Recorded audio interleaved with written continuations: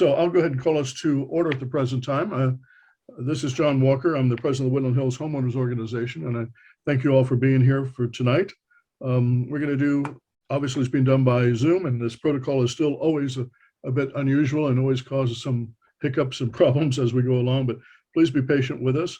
I think we'll start off first, if we can, with a Pledge of Allegiance, and I would appreciate, Bob, would you be able to conduct us in the Pledge of Allegiance? I would be honored. I'd ask you to stand if appropriate and put your right hand over your heart, and please join me. I pledge allegiance to the flag of the United States of America and to the republic for which it stands, one nation, under God, indivisible, with liberty and justice for all.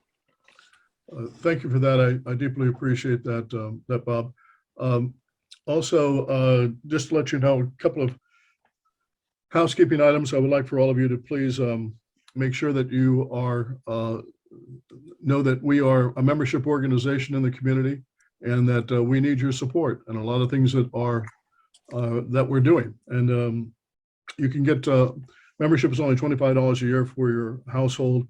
You can find your applications and just do a registration over at the website at whho.com. There's PayPal that's there. It's easy to do. It's only $25. We need your support.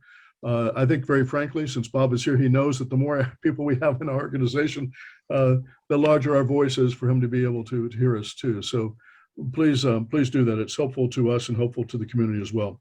Also, we sent out the newsletter today. For those of you who haven't gotten it, you can certainly email me, and I'll make sure that you do get a copy of that. We'll post it up on the website probably tomorrow as well. But we have some advertisers at the end of that. Please support them. Let them know that you've seen their advertisements in our newsletter. It helps to defray some of our costs as well. Next month, we have scheduled for us the LA City Controller, Ron Galprin. He's going to come in and talk about where some of the monies have gone. We're going to look at some of the sidewalk issues, where the monies have gone to on taking care of the sidewalks, and a lot of other issues too. So stay tuned on that. That's going to be February the 23rd.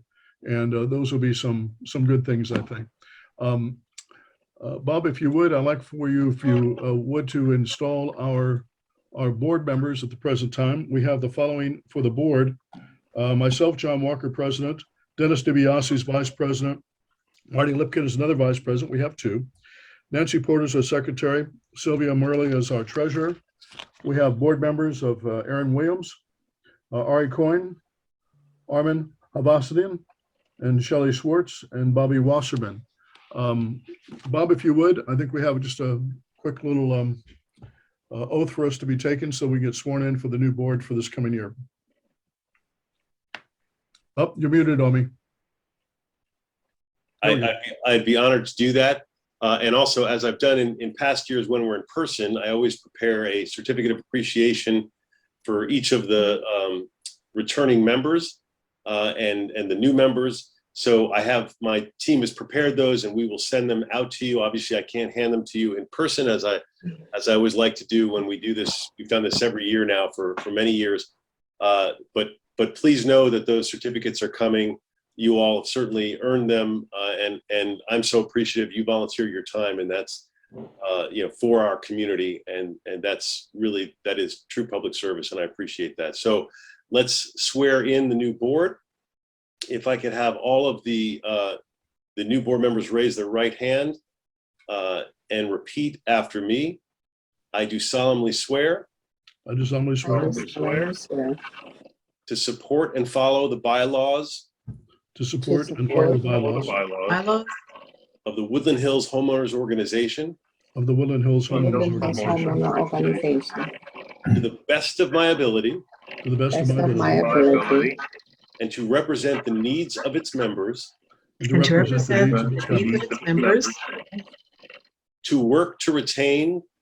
To work to retain. The unique character of the Woodland Hills community. The unique character of the Woodland Hills community. And to diligently work. And to diligently work. To make Woodland Hills. To make Woodland Hills. A better place in which to live, work, and play. A better Better place. place. in which to That's live, life. work, Work and play. All right. Well, by the power vested in me as your city council member, congratulations. You are all officially sworn in, and keep up great work and good luck on all the challenges that we have moving forward. Thank you. Bob, we Thank you. deeply appreciate that. As you know, tonight, we're going to give you some time to be able to spend in actually talking about what things are to be accomplished or you have accomplished and what things you wish to accomplish this next year. We'll give you about 15 minutes or so to go through some of the litany of those things. Then we'll get to some of the questions from the individuals. Please be aware that there are a huge number of people that are very concerned about the homelessness issue that's going on. And I think we're supposed to refer to them as the unhoused now. And forgive me if I'm offending anybody, I certainly don't intend to do so. But, and also the questions are coming up about the 818 hotel that's across from Taft High School. So Bob, I'll turn the floor over to you and we'll catch you in about 15 minutes or so and come back with some questions. So everybody hold in there with us. Those that have questions, feel free to send them over to us in the Q&A button that you have at the bottom of your screen, and we'll begin to work from there. Bob, floor is yours. or the chat button. Oh, the chat button, correct. Thank you, Marty. And as always, I'm always happy to answer questions on whatever topics that you want. I'll try to touch on, you gave me a whole lot of topics to touch on earlier when we spoke, and I saw in your newsletter, so I'll try to touch on a number of them, at least surface level, and then or we can go into greater detail through the Q&A if you like. So this year, there has been a tremendous amount happening this year, and I'm sure you are all aware of a lot of it, but I'll kind of remind you of some of the things we've been working on. Obviously the districts themselves have changed with redistricting. As you may know, every 10 years, the population is counted through the census, and there is a process to redraw all political lines, city, county, state, federal. On the city process, we have a commission that does those lines, and then it goes to the city council. This is different than what happens at the state and federal, where there's an independent commission where what they say goes. I'm very glad that we had that extra backstop in the city, because the independent commission, they drew the lines. A 21-member commission, of which I get to appoint one member. They drew a new district for the 3rd district that would have cut Woodland Hills, would have removed Pierce College from the 3rd district, would have removed part of the Warner Center, would have removed from the 3rd district Canoga Park, Winnetka, and Reseda, areas that I have been working tremendously hard on, economic redevelopment. As I stated then, and I wrote articles about it, I did not want to see the district torn apart like that. I understood their reasonings and what they were trying to do to create different districts and be representative, and the challenge. Did I get mute? Challenges they were operating under the Voting Rights Act. But fortunately, it came back to the city. I was able to, with a motion, get the district basically put back exactly the way it was. It had to be adjusted for population, so it is slightly smaller in geography, because of the 15 council districts in the city, the 3rd district that I represent and where Woodland Hills is, grew faster than every other district, which means that it had to shrink in population. So ultimately, instead of doing it the way the commission wanted, which was to rip apart Woodland Hills and to split the district right horizontally, we were able to maintain a district that includes all of Woodland Hills, all of Tarzana, all of Canoga Park, all of Winnetka, and then Reseda, which had already been split for the last 10 years, but it had been split where about 85% of it was in the 3rd district that I represent. It's now reduced to about 60%. So we lost a little bit of geography along the eastern border of Reseda, which had already been split. But the good news is the district now is pretty much the same, and Woodland Hills is intact, and Pierce College is part of it, and so that was a big victory. Obviously, the biggest thing happening this last year is COVID. COVID obviously colors everything. We're moving into the 2nd year. As many of you know, I mean, we really redirected my team and my efforts to trying to fight the virus, once the vaccine was there, we stood up one of the largest sites, the second largest in the city at Pierce College. We got literally, 80,000, thousands of people vaccinated. They were doing up to 5,000 people a day. And it was one of the biggest and most efficient sites that we had. And so that really helped with the vaccination efforts. We also, in my office, we spent a lot of time trying to get supplies to people, delivering PPE to hospitals, schools, elderly facilities, places where they need it. One of the effective groups was as some of you know, I'm kind of crazy when it comes to emergency preparedness. I have a community action team. I think I'm the only elected official probably in the country that has 2 warehouses full of supplies that are forward deployed for emergencies. That was helpful during the Woolsey fire, and it was helpful during this COVID. It has been helpful during this COVID epidemic, where we've been able to really move supplies around to help our area adapt and survive. The other piece with COVID is focusing on the economics, because so many people were hurt, and that deals with not only providing direct assistance, which is the key for businesses and renters, and positioning us to take down the federal funds, which is where the real money was, but also to do things to help bolster our businesses that were really suffering, like help put together the restaurant beverage program, help put together the alfresco program. When the city was starting to go nuts and cite people for signs, putting up those temporary signs because they were not legal, saying, hey, we're open, or we're open around, take out around the corner, these things that the businesses need to survive.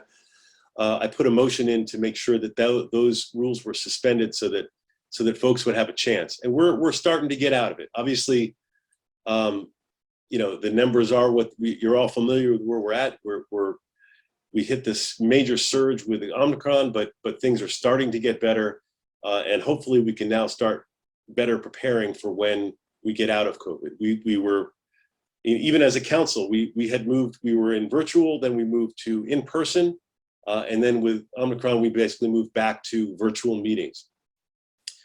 So there's a lot that we can talk about there, the restaurant beverage program and other things that we've been doing during COVID to pivot, as well as doing a lot of infrastructure stuff that can be done during COVID. And so that's been, we've seen a lot of good improvements happen despite the fact that there's a pandemic and staffing has been decimated. The other big issue, of course, and John, you mentioned it at the top, is homelessness. This has been a very big year for homelessness in the 3rd District. I'm proud to say that we have stood up this year alone major homelessness interventions. In February, we were able to get up the bridge home in the district, which is called the Willows. And that's located in Canoga Park. That's a congregate shelter. It took a little longer than we wanted. That's a partnership with the county. But it basically, it can house over 80 people. And it has both, it's innovative in that it has a place for pets, it has a place for couples. Unlike a traditional shelter model that the city used to use, where somebody comes in the evening and they leave in the morning, these bridge homes are different because someone is assigned a bed and they have that bed for several months while they're being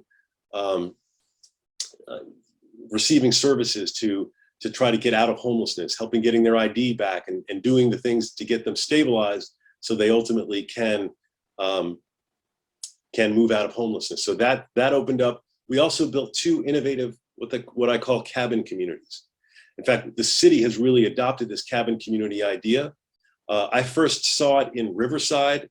I went and visited there. They had one of these cabin communities, and I was so intrigued by it that I really pushed to bring them to the city, and we have really expanded those. And what a cabin community is, I should explain, is it's another homeless intervention it's not permanent housing. It is a temporary housing to get someone off the streets into a stable location where they then can ultimately move to that next step to get out of homelessness.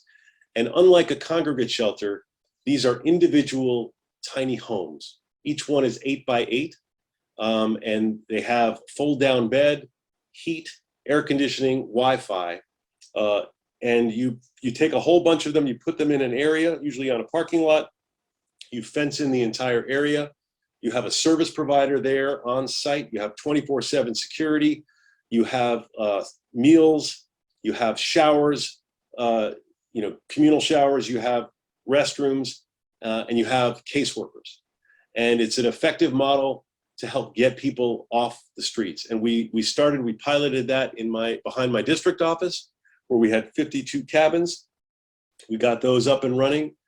Then we put another 74 cabins in Tarzana, right off the Orange Line. All of that stuff has been opened, this year.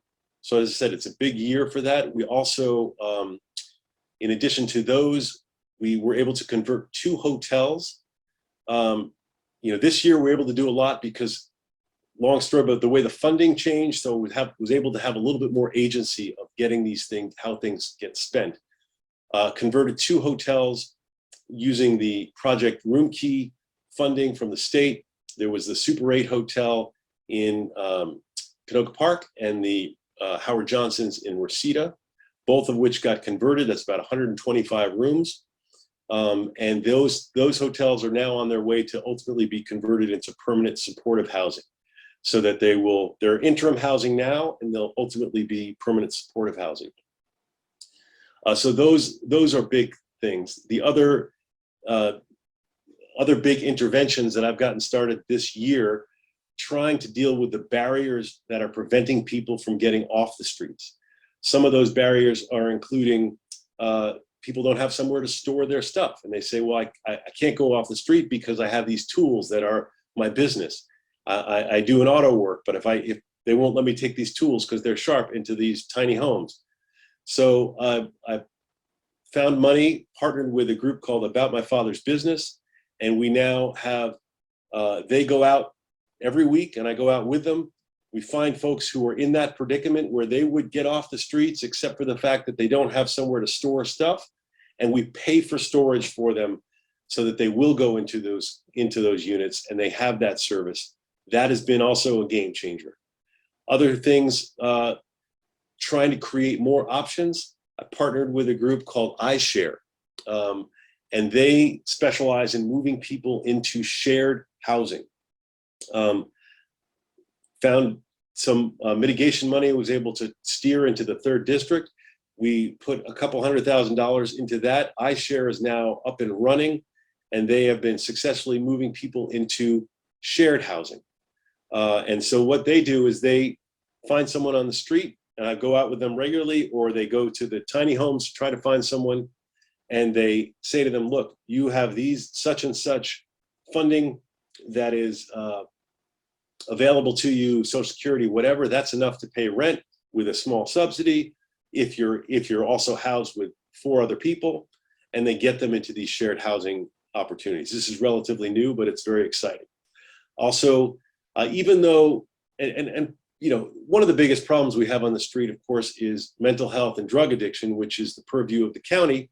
They have all the health programs, but it's very frustrating. It's not nearly enough, and they're not enough on the street. So we work with them to get them out there, but I've also pay money to make separate things happen. Like we created a separate partnership with the San Fernando Valley Mental Health Clinic, where they're now out on the streets, only in the 3rd district, and they're doing street medicine to try to deal with some of these issues.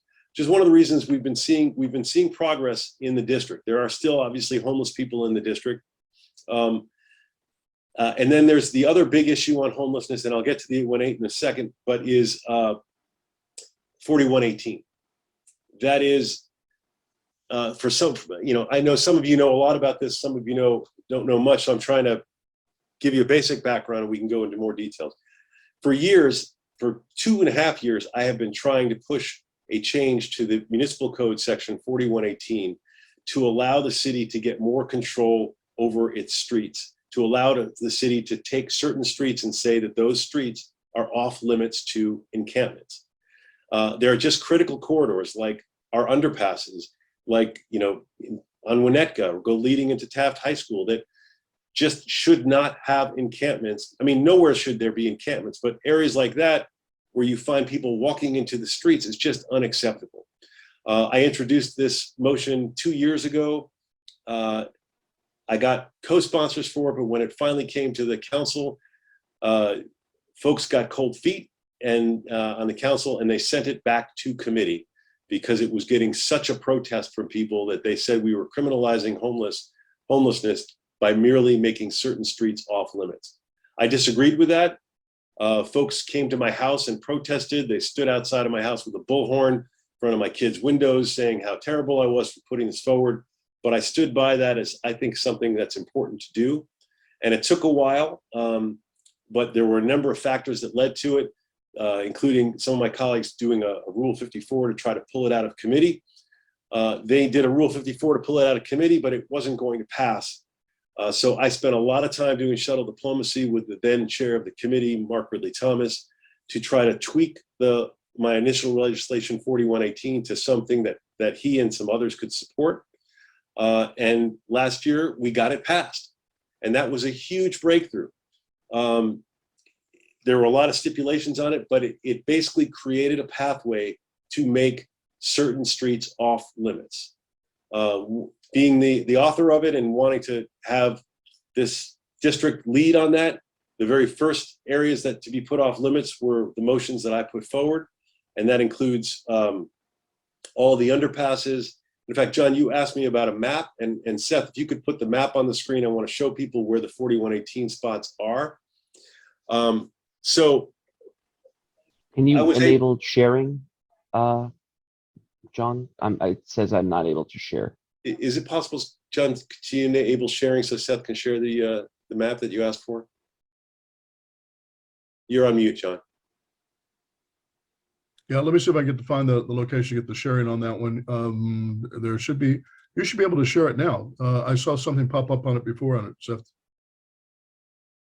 Can you share it? It says that it's disabled. You said you're disabled. All right. Yes. Well, let's see if we can get you. Well, while you're doing that, I'll talk a little bit about it. And then Seth, as soon as you get the authority, put that up on the screen. What I want to show you is a map of the 4118 locations. So 4118 refers to the municipal code, and the idea is to make certain areas off limits to encampment. But just passing 4118 doesn't make those areas off limits. You have to, the way that it was negotiated, you then have to pass a separate resolution for each location. You have to then go do intensive outreach to those locations to make sure that you've offered anyone who was at the location shelter. Okay, so here is the map. You see all of those circles. The lower circles refer to all of the underpasses in the 3rd district. And each one of those underpasses has been made off limits to encampment with 4118. And under the law, you can create a 500-foot buffer zone. And then if you look to the north, you see those circles in Canoga Park and the ones in Reseda. Those are the sites of different interventions. Each intervention, you see those sites are larger because they are allowed to get a 1,000-foot buffer around those sites that would prohibit encampments, in those areas. So yeah, thank you for the map. So that's the map, and maybe you can put a link to it in the chat if people want to continue to look at it. But I wanted you to see the sites that we put forward, 24 sites in all for starters. So you could take that map off if you want though. But as I said, it doesn't automatically happen. You have to do a resolution, and then you have to put signs up, and you have to do intensive outreach and document that outreach. Well, my office, we put the first ones out there. We did the intensive outreach already. Even though the sign shop in the city was not ready to make those signs yet, I went ahead and made signs on my own, and I put them up with my team. You'll see, and we put signs up all those areas to make them off limits. So they are technically off limits right now. However, on some of them, you'll see, like in DeSoto, there are some folks there. The police have not started enforcement on that until the official signs go up.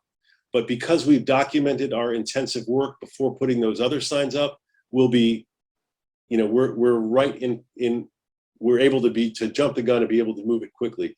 I also want to show you what some of those signs look like. And Seth, you could pull up one of the signs, I don't know, for DeSoto or any of the signs, because they're not simply a sign that says no encampment. It shows you the zone. And Seth, if you're able to pull one of those up, I want to show folks of where encampments are not allowed. So the zone is that circle you saw on the other map is much larger. So this is an example of one of the signs. This is obviously the one for, where is this one for? I can't even tell. The underpass on Canoga. Okay, so you go down, you see the circle in the red, and that shows you the area that'll be off limits. And those signs get put out throughout the area. Thank you for that. And it's important, I can show you, I have the signs for all of the different locations. And for example, the pedestrian underpass covers the Bolero site, where we had encampments there. So that was a big deal. And we're starting to see real, progress on those sites. And we've offered housing to everyone who has been in those sites. We continue to do that. We document that. We work with all these organizations. And the police are going through training right now to make sure that, because everybody's worried about lawsuits, that they know exactly how to go about it. They have to give a warning, et cetera. And so that's really incredible progress that has been made this year. Also this year, the county rule about not having comprehensive cleanups was finally lifted. So you've seen in the last couple of months, you've seen comprehensive cleanups, which is, a standard cleanup is when sanitation comes out and just cleans up a little bit. Comprehensive cleanup, they require everybody to move away from the site. They power wash the area, and then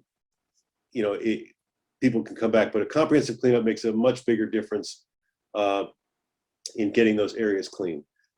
We can talk about any particular area that you're interested. Now, the other thing you want to talk about, the 818. So the 818, I had heard a long time ago, John had asked me about the 818, and I said, oh, there's no way that would ever become an intervention. I didn't think there would, because they had just built that hotel.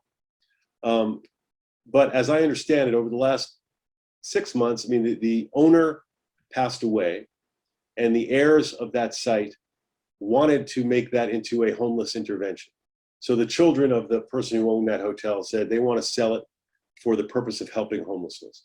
They communicated with the people in the Hope of the Valley, who communicated with the county, and they were moving forward on trying to figure out a way to do that.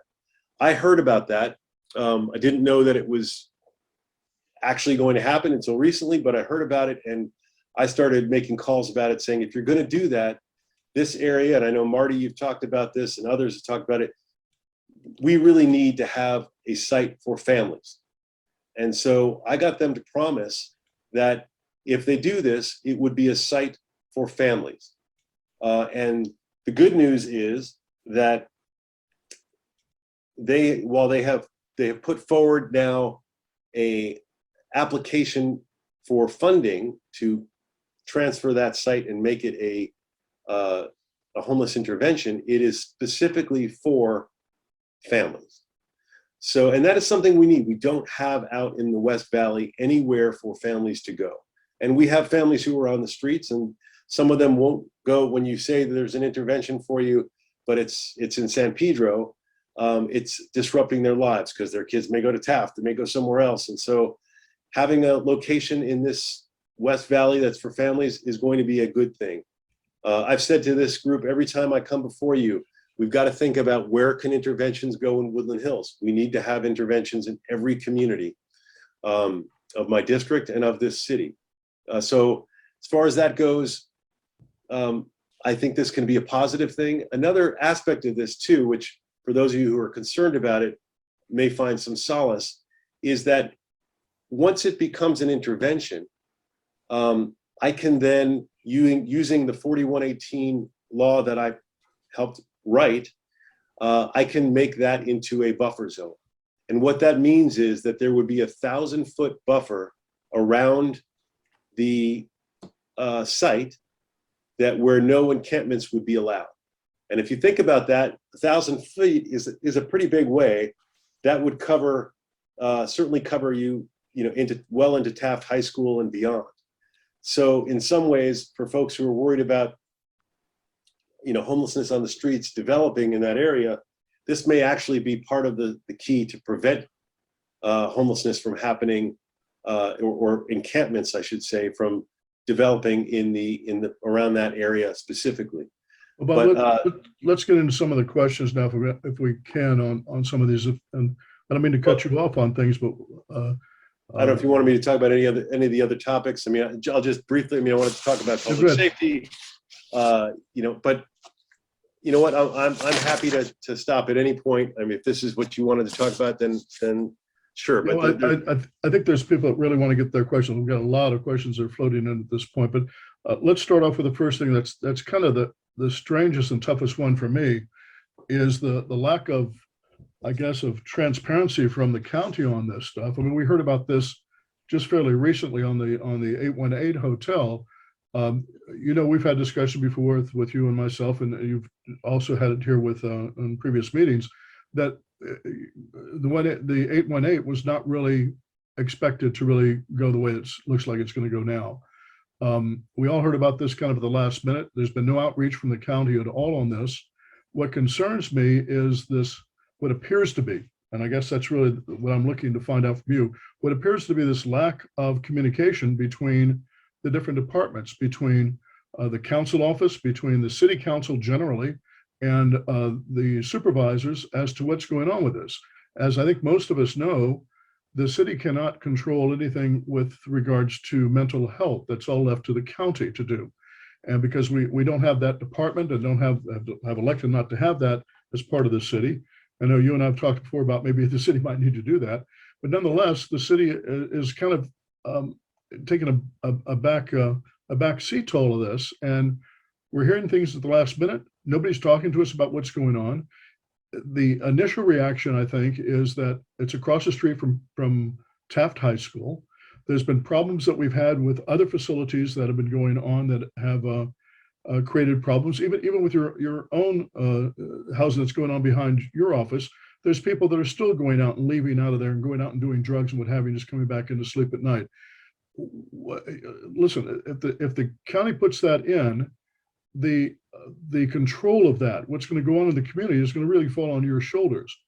What's going to be your voice to protect us in the community, to make sure, if that's going to go through, that we're going to have proper protections, that indeed it's going to be family housing, and we don't even know what that really means, and that there's not going to be people that just stay there at night, but yet they go out in the street and do their drugs or do the other things they need to do. And how are we going to stop people from being brought into that area to where it becomes kind of a beacon for them? What say you about this? Yeah, no, they're all good questions. The process in some ways is, we're not at the end of the process. This is the county. Basically, what they did on Tuesday is they put forward 19 different sites that they want to apply for funding to turn into homeless interventions. This was one of those 19 sites, but they specifically said, and this was in large part because I really pushed them on this, that at this site, they're applying for funds to make it for families. So, and I certainly am going to do everything I can to hold them to that, and make sure that that's in their grant application, that that's a condition of their grant, should they get the grant from the state, because they are now. Let's start with that. How are you defining families? Is it husband, wife, and a child? Is there a child always going to be in that? Will there be just one person? Can it be? Are we going to have boy and boy and girl and girl? What's your family definition? What are we looking at? My understanding, and of course, this is a contract between the county and the state. But as a child is what's defining this family. You can have, you have parents and you have children, or you have a guardian and you have children. That's what is a family. If you are adults, then you go into Bridge Home, or you go into tiny homes, or you go into any of the other interventions. But you cannot have children you can't have children in the Bridge Home. You can't have children in the cabin communities. This would be a facility that would be specifically catering to to children, to adults with children, not to foster children that are on their own, but to family units, however you define that. And you know that that's could be two mothers, it could be a mother and a father, it could be a single parent, could be a guardian and a child, but the common denominator is that there is a child. Well, I think what we want you to be hopefully impressed with is you're our voice. What are you going to do to make sure that that ends up happening? If we just leave it to the county to do it, just leave it to the state to do it, and everybody else sits back here quietly about this, it may not end up happening. You know, if it is the desire of the community that indeed, if we're going to do that there, that indeed it be families, what is your plan to make sure that that's going to happen? Do you have somebody in the office and staff that's watching this? Are you going to go to the state capitol and testify? What are you going to do to make sure that we're protected out here? Yeah, I've already started in the sense that, you know, I push them to make it families, and I'm gonna follow closely the contracts that they're putting forward. They've now opened the door, right? They this week they went forward saying these are the 19 sites that they want to do, and they stated that this would be family. So now it's up to me and it's up to all of us to hold them to that. And what does that mean? That means saying, you're telling us it's going to be families.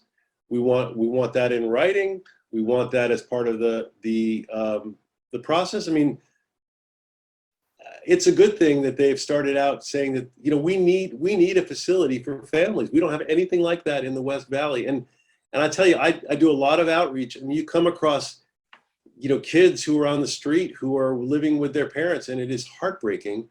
And eventually they can get into some sort of facility, but this would be a place as an interim measure to get them off the streets. It is incredibly needed, and I will lobby for that. I will push for that. I hope that you will join me in that. Well, we're seeing a lot of the questions and comments coming in from the people in the chats that this is messing up our community. I mean, it's a downgrade, it's not an upgrade. And we certainly, as the homeowners organization, have never been against development going on, but what we have been against is development that's a downgrade. And if something's going to be an upgrade to the community, then we're all for it. There's, I'm having to stretch a bit on this. Do we want to help people that need help? Absolutely. But putting it across the street from a high school, I find that one to be kind of a stretch on that. And of course, your response is going to be, well, where else should we put it, John? Well, that's kind of begs the question to it. Is this the right place for it to be? What do you feel about that? Is this the right place for it? There is no perfect place, but honestly, for families, some of these families are going to have students who are in school. Having families in an area where there are families, that makes sense. You want to put families out in the middle of the desert? You want to have families. I mean, are you suggesting that the facility only be for those that might be housing homeless families that are having children that go to Taft High School, as an example? No, I don't know that there's enough, but there are a lot of homeless kids in the LAUSD system, and you need to have somewhere for them to go. And being, off of a bus line in an area where you have walking access makes sense. There's no perfect place, right? And Woodland Hills needs to have some sort of intervention. You yourself, Marty, in the article, I think in your last month's whatever, was talking about if we're going to have somewhere, we should have somewhere for families in Woodland Hills.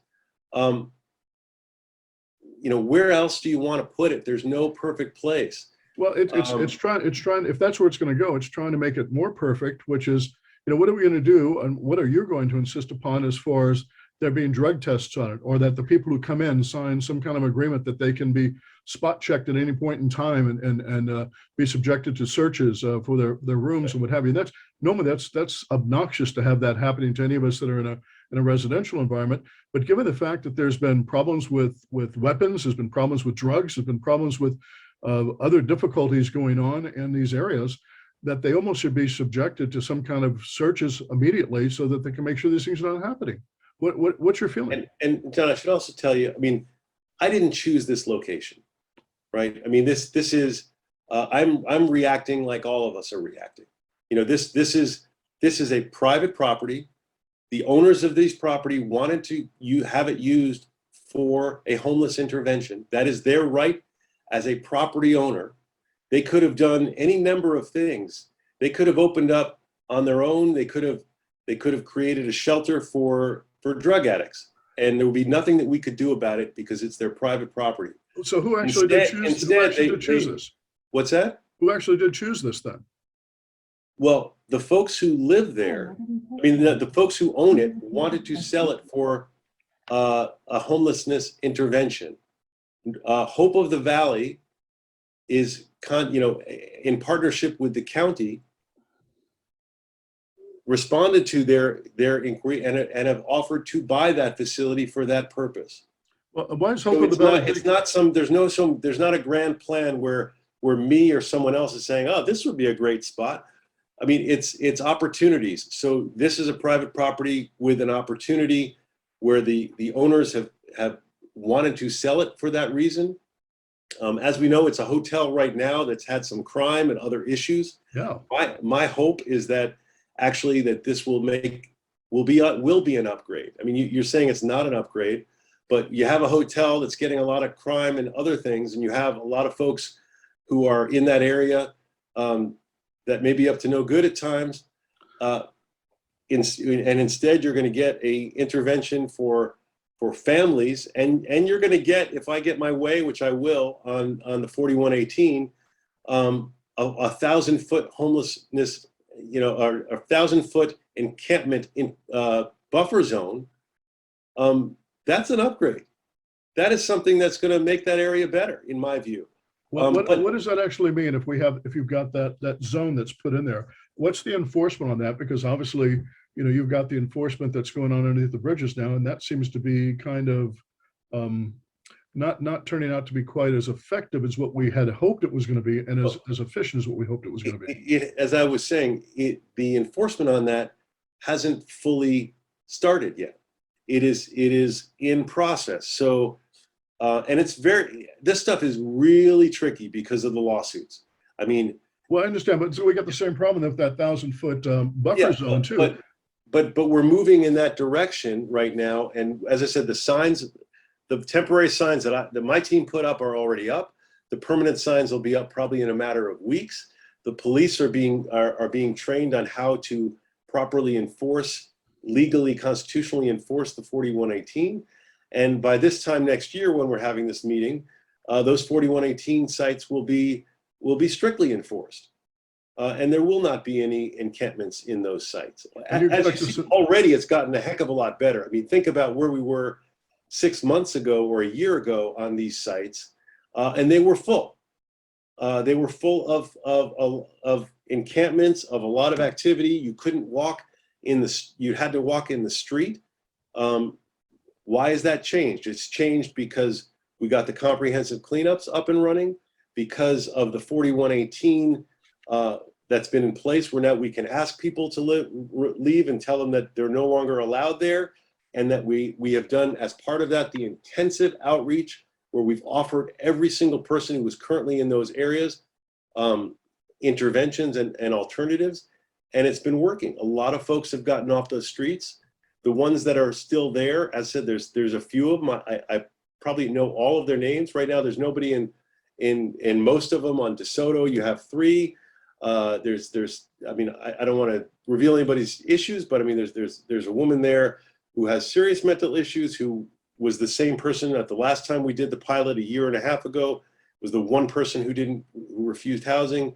There's a gentleman there who has been homeless for 10 years, but he's connected with the other. I mean, I could tell you each of their stories, and there's a plan to try to get them off of our streets and into into housing or into services. But this is a very complex issue that's way beyond just our district. It is, but we have fewer homeless people in my district than any other district in the city. And I think we've gotten more interventions and more people off the streets than probably almost any other district. So we're doing well in that respect. Tell us a bit about Hope for the Valley. Why are they getting all these contracts? There seems to be millions of dollars going over to them. And the impression is that they're doing this strictly for the money. They're being flooded with monies at this point in time. Who's monitoring this? Have you talked to them? Do you know who they are? Or do you? I know them very well, and in fact, I think I think Hope of the Valley is one of the better service providers out there. And I'm actually, if you ask me to choose a service provider, you know, I'd say they're the ones that you would want. In fact, right now and for example, I have with the cabin communities, Ken Kraft is the CEO, Lori Kraft is the CFO, and with the cabin communities, I said to them, when these they run both of my cabin communities, they don't run the bridge home. I said to them, if you're gonna come in here, we're gonna have a cabin community committee made up of local residents, most of whom were opposed to the project from the beginning. And so I put together for both cabin communities a committee of the willing. I said, and I went to everyone who opposed the project, and I said, and people who protested at my house about the project, I said, be part of this cabin, you know, be constructive. It's coming in. Let's figure out the problems together. And we've met every month since those cabin communities opened. But not only is it me and the neighbors who have met, but Ken himself, the CEO of Hope of the Valley, has attended almost every one of those meetings, or if not, has sent a representative. And I would do the same thing for the 818, try to get a committee, even though it's not run by the city in the same way the cabin communities are.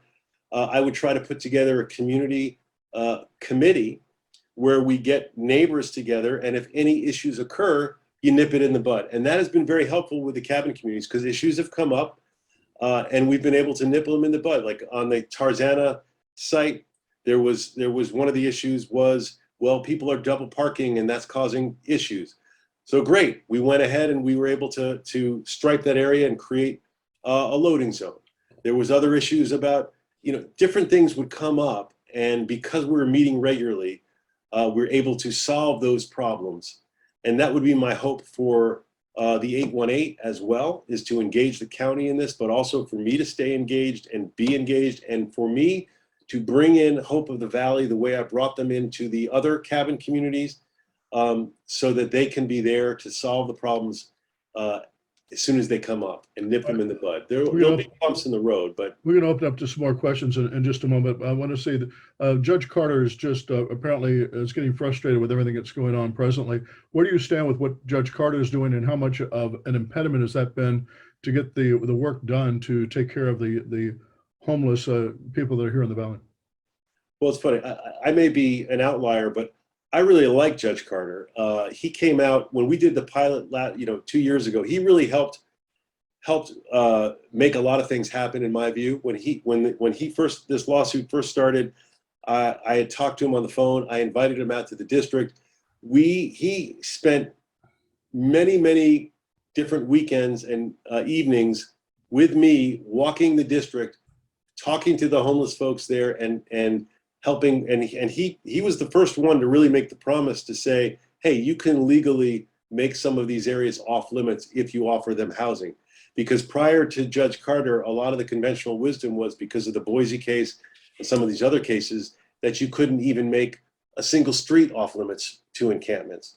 And Judge Carter changed that dynamic. He's the first federal judge to do that. All the other federal cases have been terrible for the city, like the Garcia case about a year and a half ago, that said that is one of the reasons that encampments got much bigger over the last year and a half.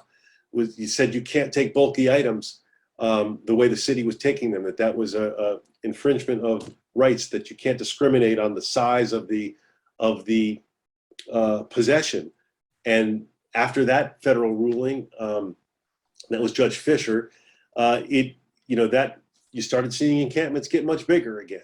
And case after case has limited the city's ability to control its streets.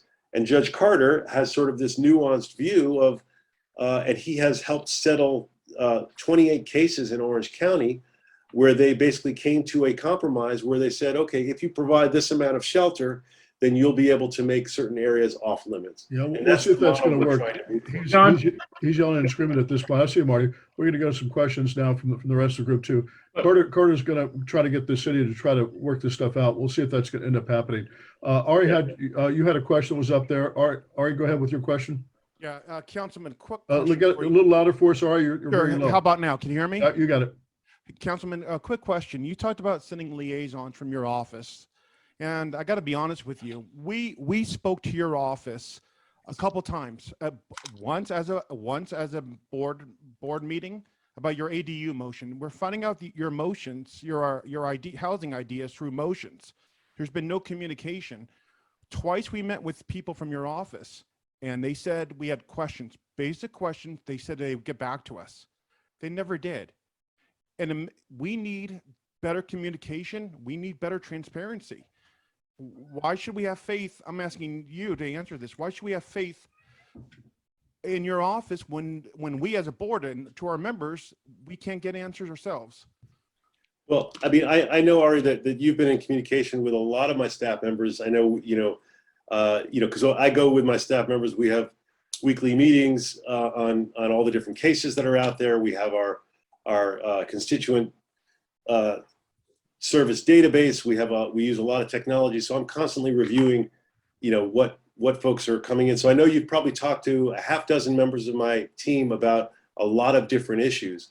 So I think I actually think I have one of the more responsive offices in the city, and we really try to not only track every letter that we get, we respond to every letter that we get, and right now we have a lot of cases. Like in Woodland Hills, I think we got about 436 open cases at this very moment. We try to respond to everything. What was the one that you said? What was the issue that you said at the beginning? Yeah, well, we as a board talked to two members of your office. We had a really good meeting with them about your ADU motion that you made several months ago. Yeah. And we had basic questions as a board. We were told they would get back to us. And you know what? They never did. And then we had your deputy a couple months ago as a guest. Another good meeting, real good conversations. We were told you guys would work with us and work with our membership. We never heard back. And we had questions that they were supposed to get back to us, and they never did. Well, all right. Well, I apologize if someone hasn't gotten back to you. We try to get back to everyone. My team comes to these meetings to answer questions. I come to these meetings. My team comes to these meetings. My Woodland Hills deputy changed at the end of the year. Seth Samuels, I think is on the line now. He's the Woodland Hills deputy, so definitely connect with him. I can say I can work with you, and I certainly, I've talked to many of you here on the line on a regular basis on different issues, and I'm always happy to do that, either through my staff or directly. So, all I can say is that we will work with you on the issues. And we're accessible. Like, you don't ever stand on ceremony. If you feel like you haven't heard back from someone, call them, call me, or you talk to us as we come to your meetings. We're not hiding. We're out there every day, going to public meetings, talking to folks. It's a large district. Obviously, a single district in Los Angeles is bigger in population than 99% of the cities in America. 280,000 people in this district alone. You think about that, that's two Glendales. We're bigger than almost every other city, and we are a small but mighty council office, and we're going to work with you. But don't ever stand on ceremony. If you feel like you haven't heard back from someone, call them back. And if you don't hear from them, Ari, half my team. You call me, call my district director. We'll give you a hard time on it when it comes up on for sure. Bobby, you got a question too? Go ahead, unmute yourself. Great, thanks. Hi, Councilman. I live off the DeSoto off-ramp, which was number 15 on the map that you showed.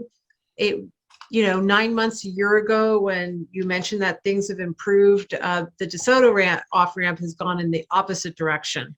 And now there's belongings and trash and everything, and it's spreading out very similar to the Winnetka off-ramp. It seems that they just moved from Winnetka to DeSoto. There's the signs there. I know you've done outreach there for years. And what are the steps that you are taking, and when will that area be clean? Well, it obviously, DeSoto it grew quite a bit. It's down now. I think there's 3 people there now. There's still a lot of stuff. As I said, Most of that stuff is from one person. You know, Teresa, I mean, I know you know some of these folks too. Yeah. You know, she's, you know, again, I have to be careful. I don't want to violate anybody's privacy, but she. I have a, you know what, Councilman, I have a follow-up because it's clearly, it's a mental issue with this particular person. And I know you've tried for years, and the city of LA doesn't have mental services and the county does. And yet we passed HHH almost 5 years ago. And yet the county and the city, they're not in sync, or whatever it is, they're not talking. And people that need the mental services, and I don't think anyone attending this meeting would deprive them of the mental services if they were available. What is the city doing, and what are you doing to get those services, get those services to the people that need them, so they can move on, get off the street, and get the help they need?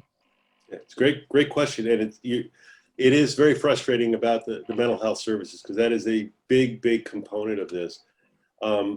As John alluded to earlier, we were talking, he and I mean, a number of years ago, there was an effort to get to go change that model, and for the city to get its own health department. At the time, I kind of scoffed at that, because I'm like, we don't need any more bureaucracy in the city. We don't need any more mission creep. We have enough on our plate. And that's usually, dilutes things. But frankly, through COVID and through homelessness, I've turned around on that, and I think it's time that we do get our own health department.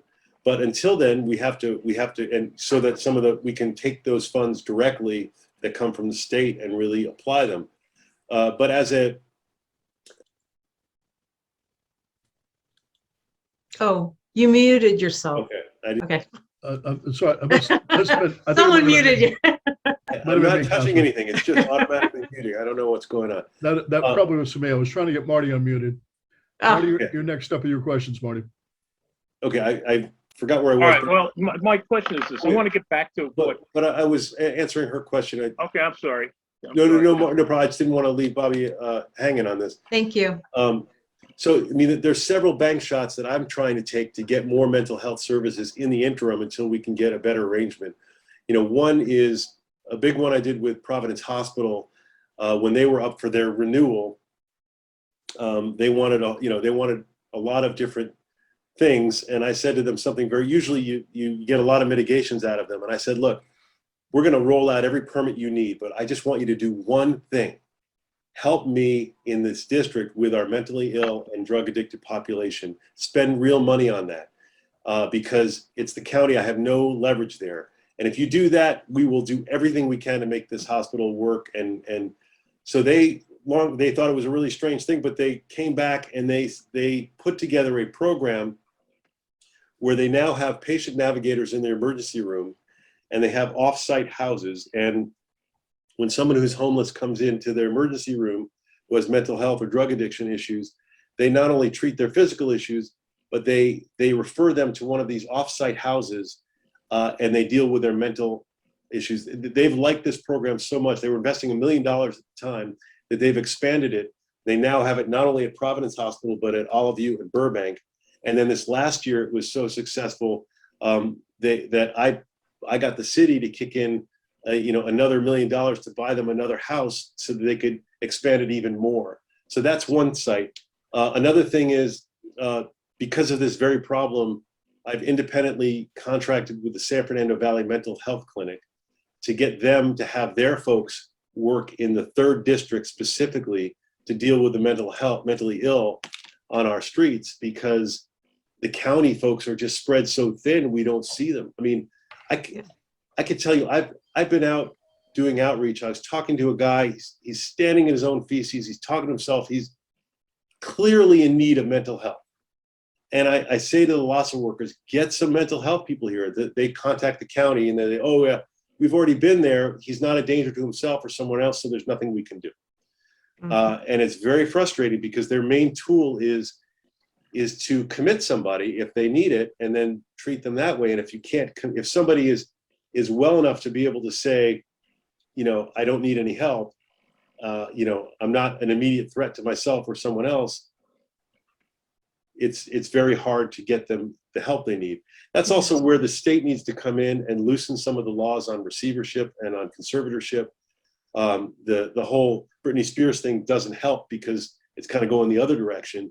But really, we need some ability to get people who are a danger to themselves, but in the longer term, the help that they need. Oh, thank you. No, you've answered the question. Thank you. I appreciate it. Of course. Marty, you're up. Yeah, I'm going to go back to what most of the questions are, and I've been copying all the questions from the people. It stopped. There's a huge torrent of questions that I can't even copy because the program isn't big enough. Let me ask you this, Bob. Everybody, every politician, everybody that's pro helping everybody always talks about the positive. I want to know what the supervisors, what the city, what the state is going to do when it isn't a glowing, glittering situation. Usually the only way that everybody answers is, well, there's nothing we can do. I hear that out of your office, your folks in the office continuously, and I'm tired of that mantra, and I think most of the people that have called in are tired of that. But what happens if this 818 motel turns out to be a disaster? Who has the authority to close it down? Who has the authority to say, that's it, no more? Who has the authority to say, you guys are out of bounds, you need to fix this? Because before we say, okay, I want to know what's the way that we can protect this community if things aren't as glittery and glossy as everybody intends. You know, I stopped believing in kumbaya many, many years ago. And I want to know, how are you going to protect our flanks and your flank and the city's flanks? Because this is a very dangerous situation. Good question, Marty, and I don't think anyone's going to accuse you of getting stuck on the kumbaya. You always tell it like it is, and I appreciate that.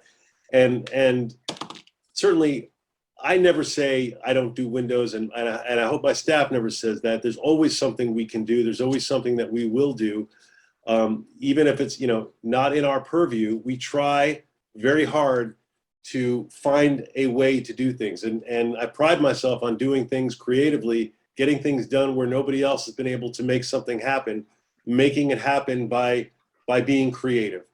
There is no the kind of sort of the perfect of being able to say, have a shutoff valve doesn't exist. I don't have that. I will work with you, and I will just like with the cabin communities, I put these trying to hold the service provider accountable by having monthly meetings with the community, and by using all the weight of my office and the bully pulpit that I have, and whatever city rules and laws we can make to make things work smoothly.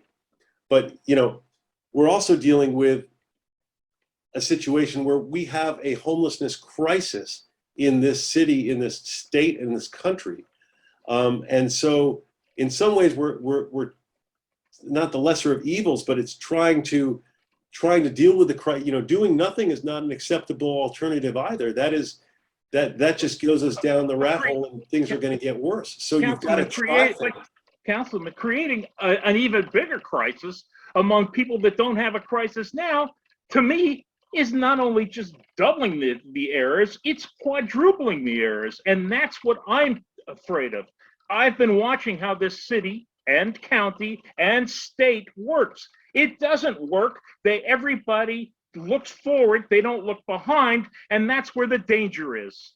And if there's nothing that we can do, then I've always believed, then don't start it if you can't finish it. And nobody seems to have an idea how to finish this. I'm not against it.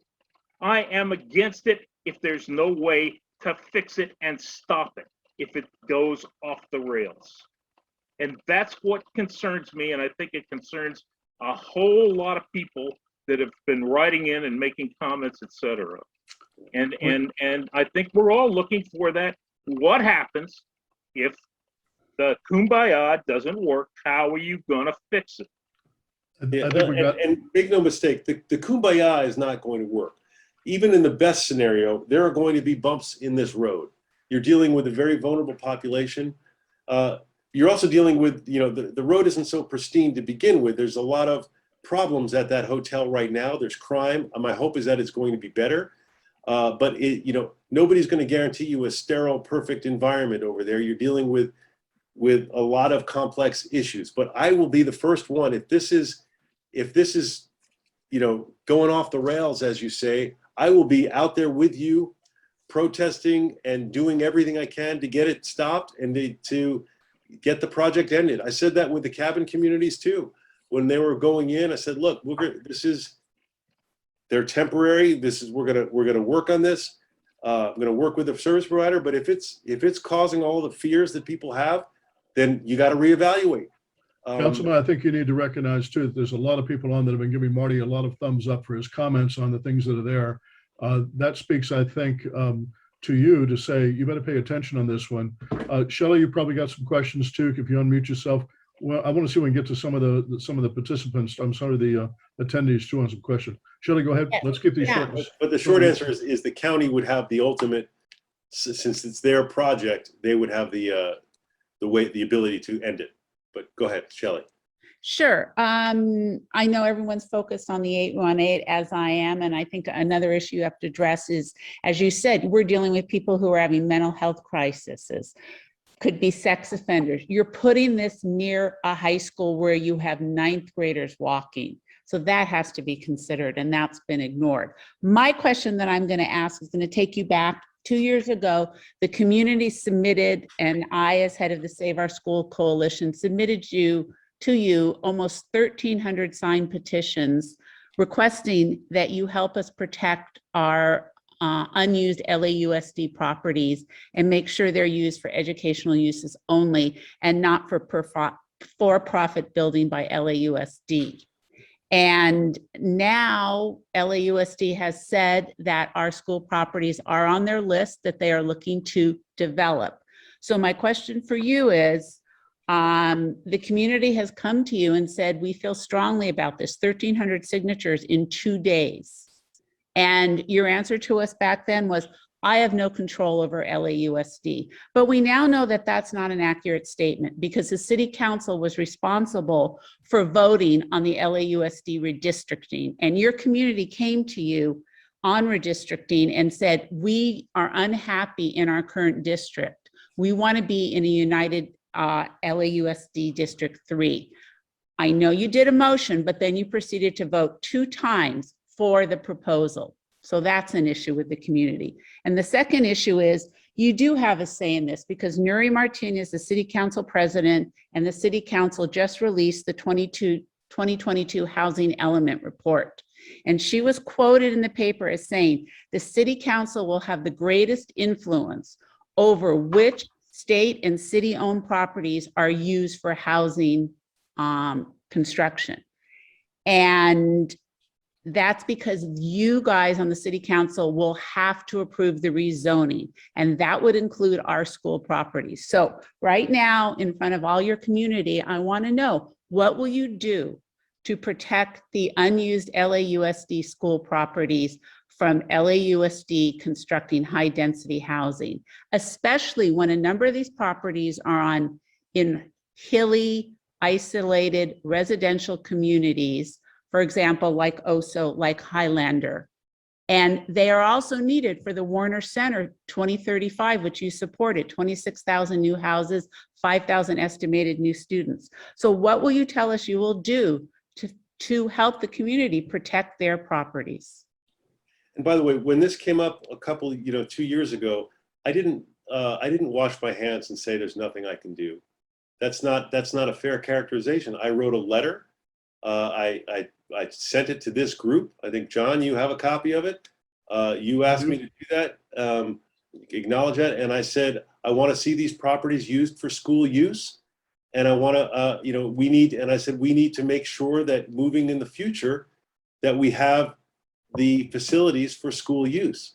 So You the said you have character- no influence over LAUSD, and that's not true. Well, no, but you said I did nothing on that, and I responded to what the community did by putting a letter together expressing the very same concerns and making that letter public and sending it to the school board.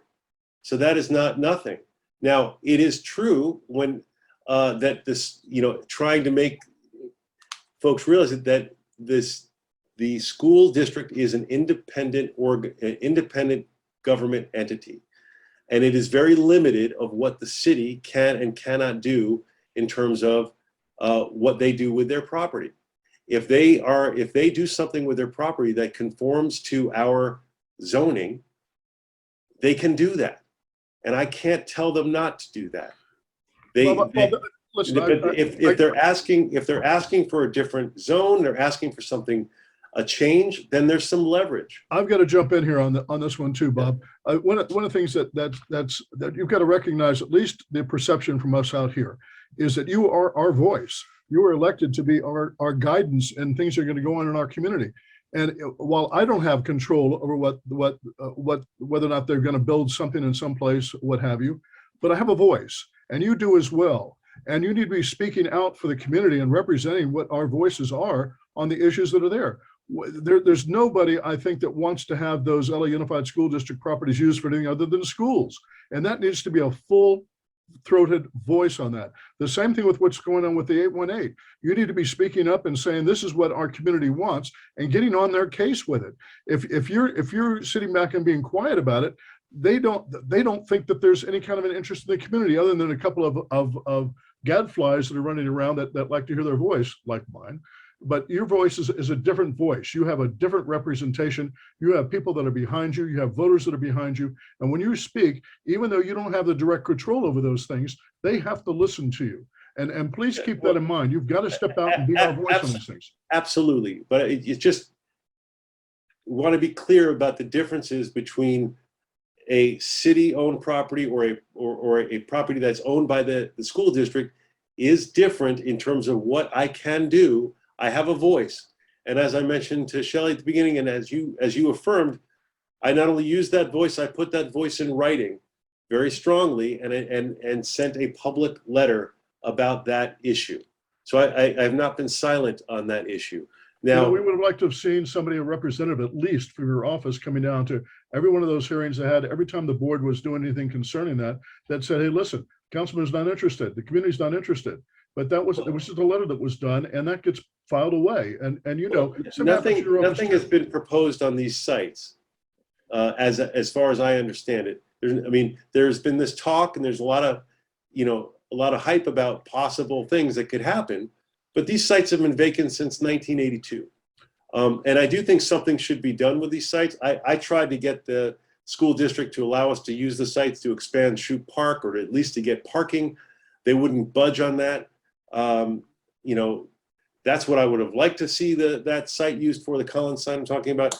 But at the moment, this is the same thing, Bob, with the 818. We would like to see your office having at least a representative down there every time anything begins to poke its head up in the county, and saying, hey, listen, we're watching what's going on. We like it or don't like it, and find out what's going on, so that we have somebody at least that's there from your office, rather than things being found out kind of at the last minute. But listen, Sheila Kuehl's office has not been as responsive out here as what we like her to be. Everybody knows that.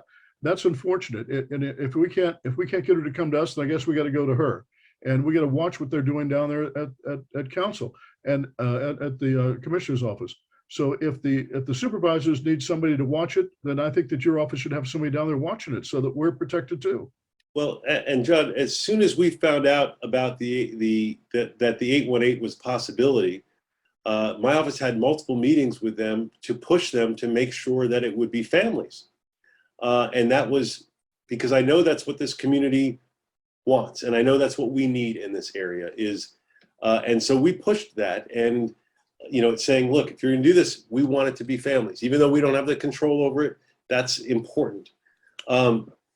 Aaron, you've got some questions. You've got some And questions. then as soon as I found out that it was real, that it was actually, they were really going to do this, because prior to that had been sort of possibilities, I actually called you, one of the first people I called, because you and I had talked about that hotel. And then I called Ricky Gelb because he has a property right there.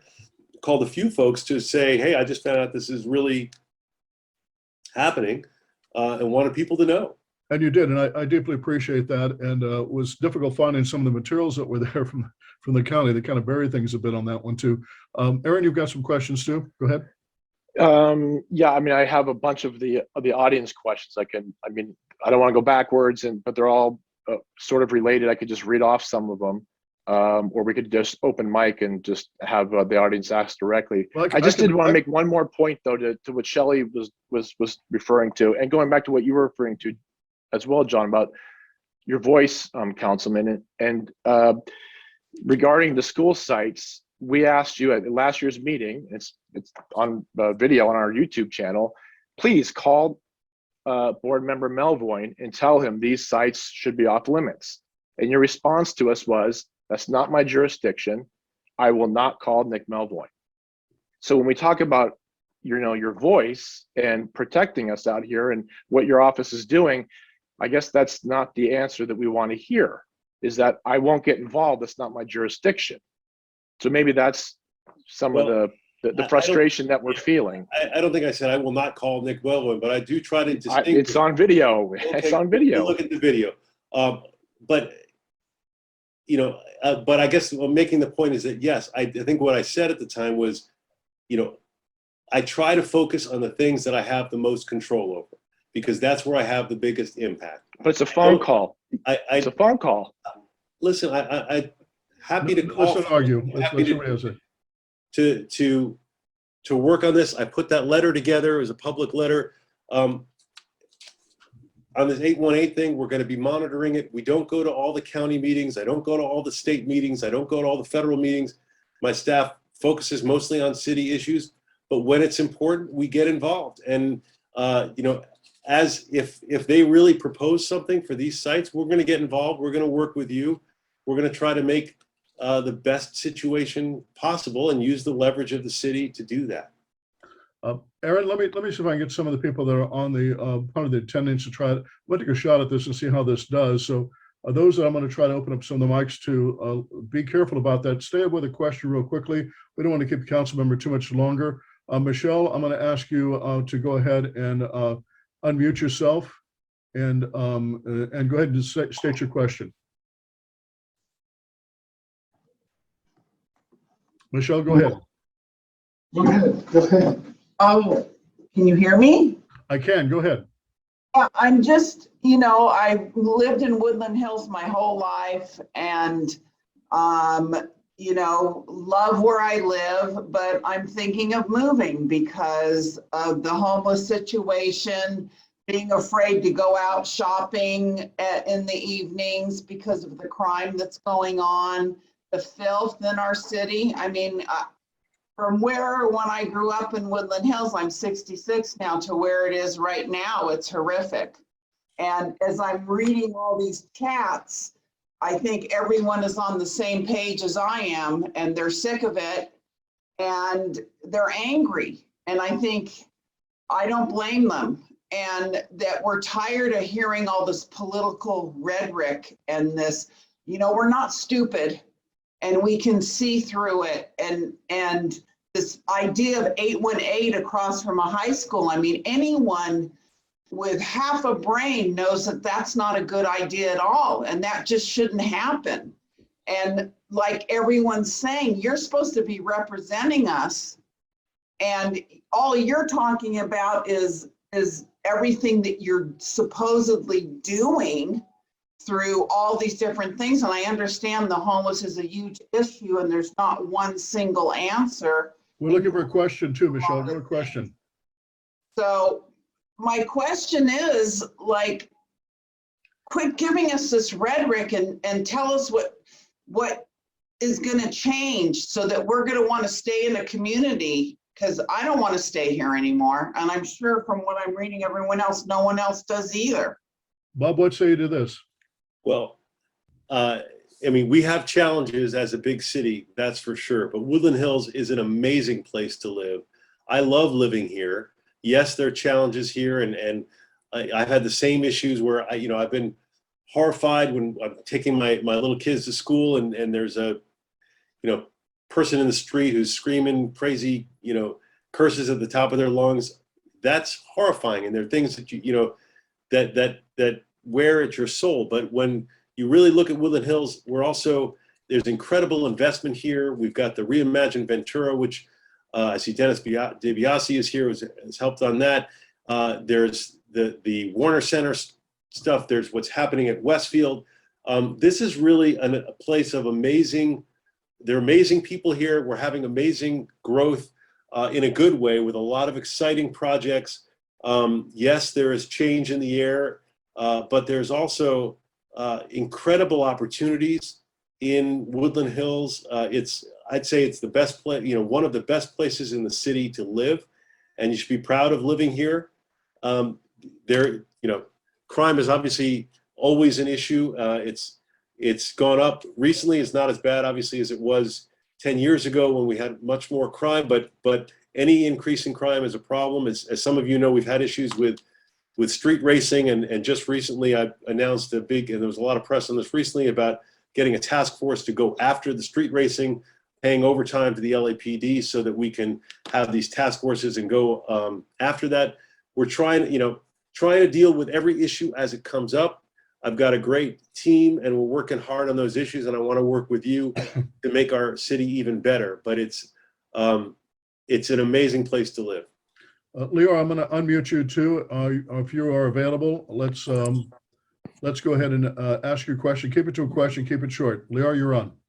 Hi, it's actually Catherine. I don't know how we got Leo, but good evening, everyone. First of all, Council Member Blumenfield, I don't know if you remember, but almost 5 years ago, we had a problem and still having a problem with 5225 North Avenida Oriente. This is a parking lot that has been terrorizing the community of Tarzana. And we met with you, we met with the property owner, and nothing has been done. So when you're telling us that you are doing things, we are appalled that our community is still we're living next to trailers, we're living next to commercial vehicles that are polluting our street, we're living next to transients that sleep there, we're living next to trash. So that is not what we pay 1.25% of property tax for. That's number one. That's my opening statement. Now let's go to my question. Please First get your question. When you're telling us that it's going to be an upgrade to the area, can you tell us what you mean by that? Because I really don't think that anybody would want to live next to this hotel. And my second question is, why are cities like Calabasas and Agora Hills and Beverly Hills don't even have one transient on their street? It's clean, it's amazing. I went to Glendale this weekend and I felt very safe walking there because it was just beautiful and clean. Why can't our city be like that? Thank you, Lenore, for the question. Councilman? Great. First on the, I don't remember all the details, but on the parking lot that you're talking about, I know we wanted to, it was private property, have the owner gate that off, and the owner of that property was refusing to do so. We did get them to install cameras, and certainly we'll work with you on that lot. As if there are issues that are coming up. I know we worked with you and we met with a number of the community folks to try to deal with that problem that was happening on private property, and to try to get the owner to do the right thing by that property. But we'll continue to work with them. Again, that's a private property. Now, your other question about saying that there's no transients in Calabasas or Beverly Hills, well, I think the folks there would disagree with you. I speak to a lot of elected officials in different areas. They are having similar issues that we are. It's true that a lot of smaller cities don't get sued with the frequency that we do, and they're able to push the limits more than we are on different things.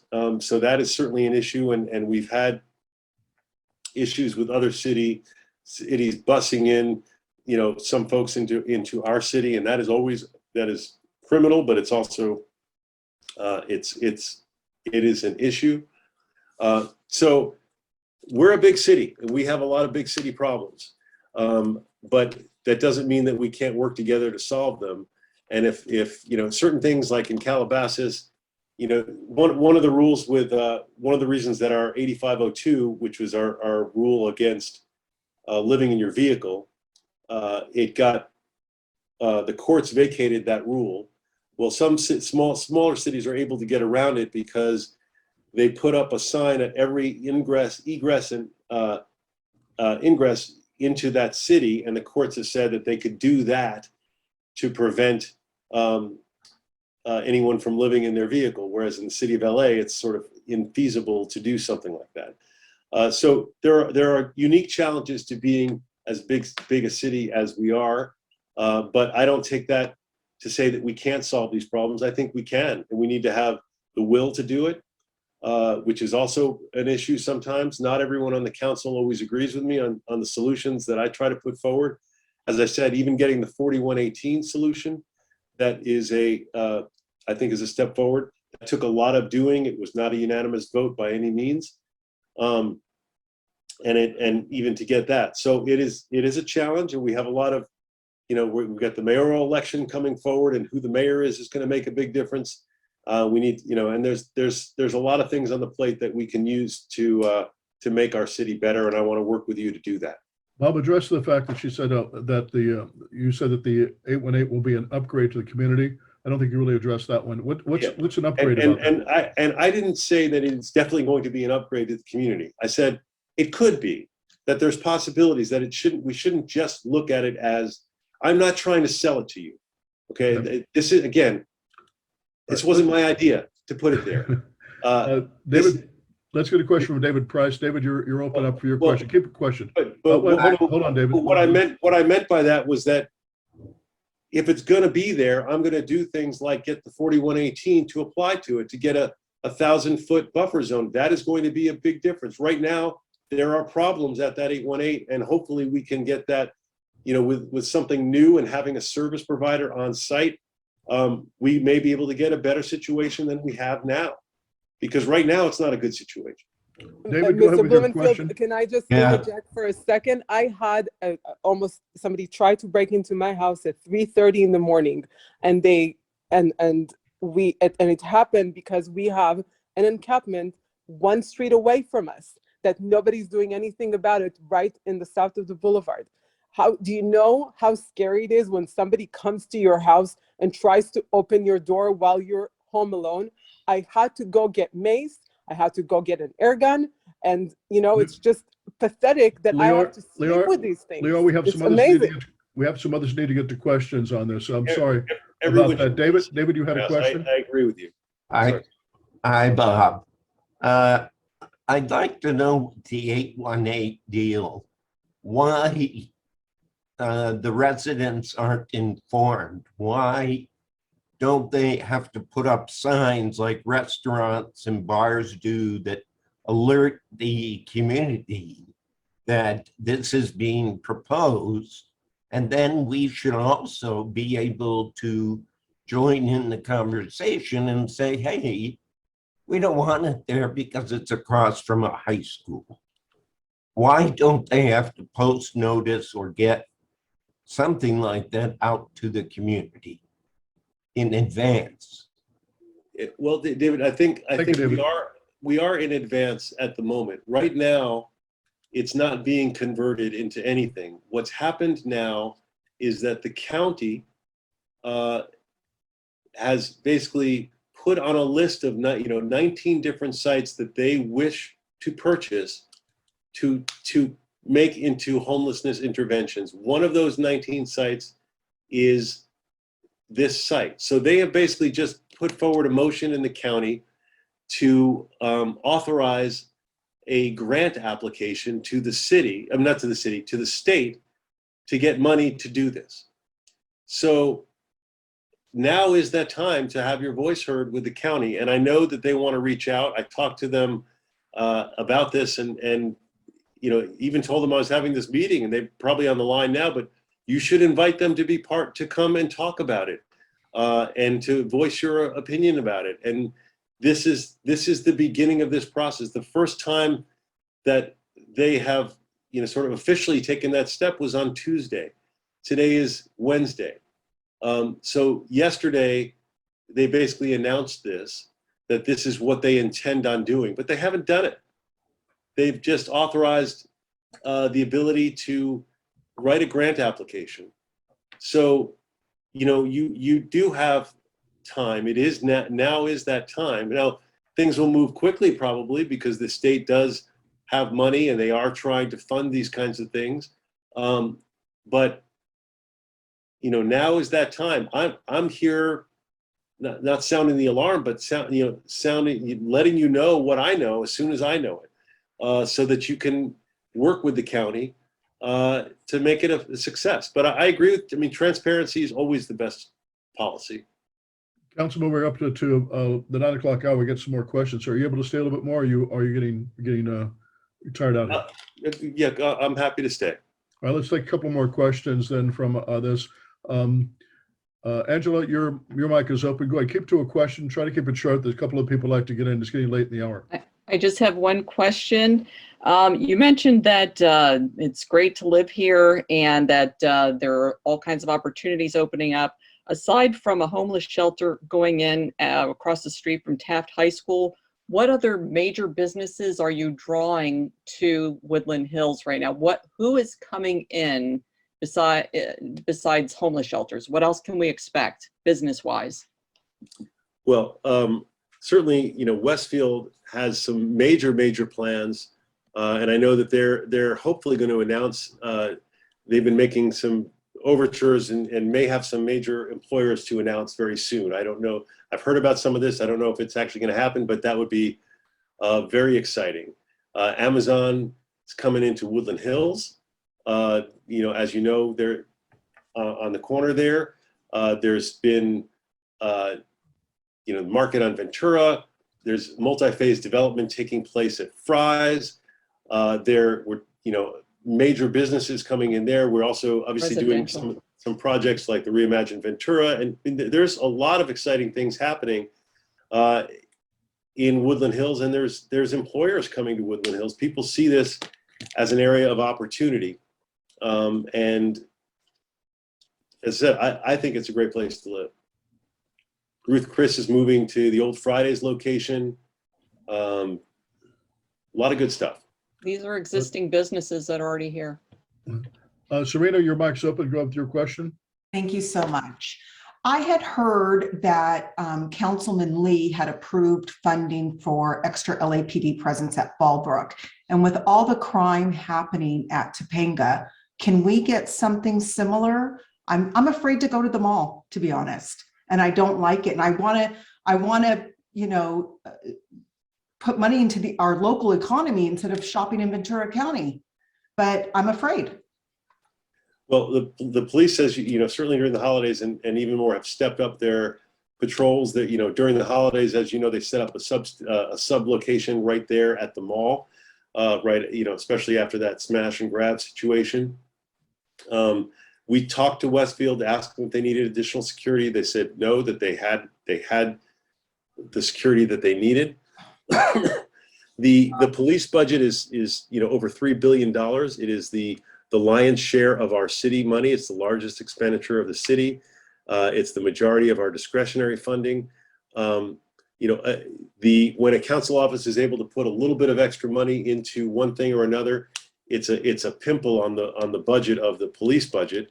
We have a very limited discretionary money. Occasionally we can use it when there is for police overtime when there is a need. Like recently, I put in $100,000 to deal with the speeding issue, to get a CD3 task force together to crack down on speeding, because it's these street takeovers and street racing is the worst it's been in 35 years, according to Captain Nyman, who is the head of Valley Patrol, Valley Traffic. And so I was able to use limited funds to be able to do that. Some districts have more limited funds than others. Like the 12th district has the Sunshine Canyon landfill mitigation money that they're able to use for certain things. but we try to do everything that we can. Over the holiday, LAPD, they worked with CHP. They had a lot of additional undercover patrols, helicopters. By the way, and Lee didn't pay for extra patrol. I think he paid but he did pay for some extra, I forget what it was, but it wasn't directly for patrol. Very good. Mauro, you're up. Question, keep it short and simple. Myron, go ahead. Yes. Go ahead, yes, sir. I have two simple questions. One of the questions is, one second. One moment. How many homeless families are in our area? And how many families will the 818 potentially service? And then, Mr. Councilman, let me remind you that during the redistricting, you have ignored reaching out to the Jewish community. And being Jewish, in the Jewish community, we are very angry and frustrated that we don't have enough relationship with you. How we can fix that and how we can come with a better practical programs to work together for our Jewish community. Thank you. Thank you, Myron. Okay, I mean, I think I have a very good relationship with the Jewish community. I'm very close with a lot of the leaders in the Jewish community. I was the head of the ADL Valley Board, served on the ADL Regional Board. I've worked very closely with the Federation.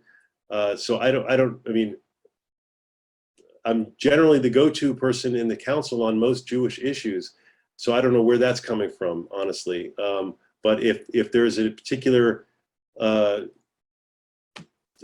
shul or temple or something that you feel like I'm not connected with, I'm happy to connect with you and that group. But I mean, I don't know where that comes from. What was the other part of your question? Oh, the percentage of population. So according to the census count is how we know the numbers of homeless folks. So in the 2020 census count, there were 706 homeless people in the 3rd council district. And so how many of those are families? I think the numbers, I think they say about 15% is on average, according to the homeless count, is families. But I can give you the link of the homeless count, and you can look at all the different permutations, the way that they slice and dice the homeless population. If one of my team could put that into the chat, you can look for yourself, and they do quite a good breakdown. They did not do the homeless count last year because of the COVID. The homeless count was supposed to happen this month, but because of COVID, they've delayed it till February. You can volunteer to be part of the homeless count, but the numbers are available. We have fewer homeless people in the 3rd district than any other district, according to the 2020 census, 2020 homeless count. There's, in the city itself, I think there's 41,000 homeless people. So that gives you a sense of those numbers. In Woodland, I think it was 104. We do, if you see your name correctly and pronounce it correctly, you're able to ask a question. Go ahead, you're unmuted. Thank you so much. Bob, thank you for serving our community. Hey, as our elected representative, as representing the voice of your constituents here, when the city or the county comes in and says, hey, we want to turn essentially across the street from the school into a homeless encampment from a bridge, as our elected official, why can't you just represent our voice to the city and the county and say no? Like, why is that not an option? It's almost like there's this assumed responsibility on us to continue taking on what our county says when you have heard adamantly from your constituents, we do not want any more of this. Why can't, I feel like it's being put on us to, we need to go to the county as our elected representative. Can you be that voice for us? Well, you're saying a homeless encampment, and that's the last thing we're talking about. I certainly don't want to see a homeless encampment. What they are proposing is homeless housing or housing for families who are either homeless or are at risk of being homeless. So that's very different than an encampment. Right. I'm aware of that, but the question is, if the constituents do not want this, why can you not just say no?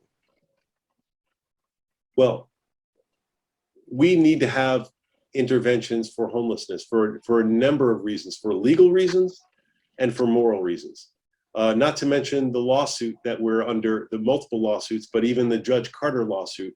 If we don't provide shelters for the homeless population that's out here, we don't provide interventions, basically they will be done for us because of the court will ultimately take over that for the city. We'll have no control over this. Bob, I think what he's asking though, which is the point of what we've been talking about before, is why can't you just say no to this one?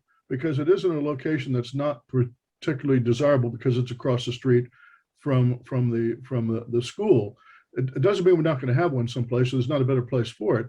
I think the question is, are you able to, or is there something that prevents you from getting up and saying to them, we don't want it here? The answer is no.